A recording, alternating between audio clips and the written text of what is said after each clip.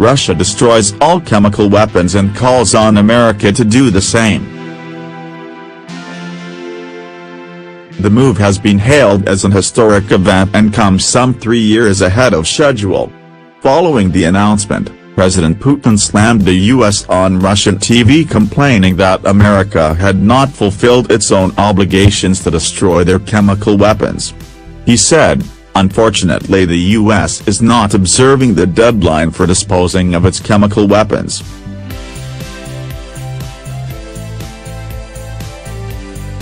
They have pushed the date back 3 times, citing a lack of funding.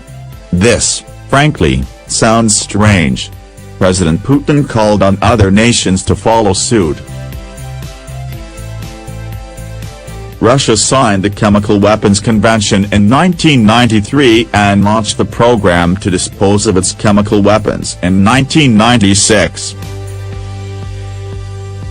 At the time the agreement was signed, Russia had 40,000 tons of chemical weapons agents.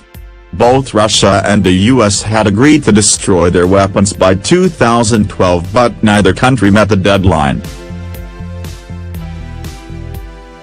Russia then moved the goalpost to 2020.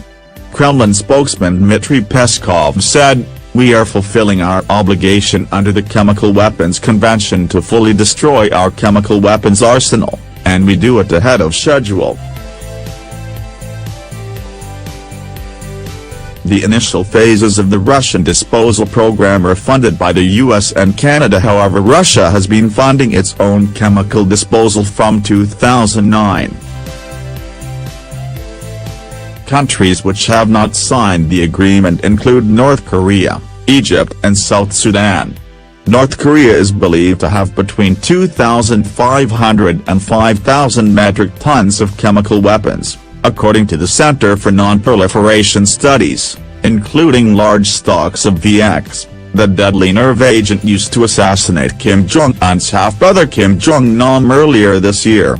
Earlier this month it was reported that the Organization for the Prohibition of Chemical Weapons intercepted 2 North Korean ships heading towards northern Syria with equipment to make chemical weapons.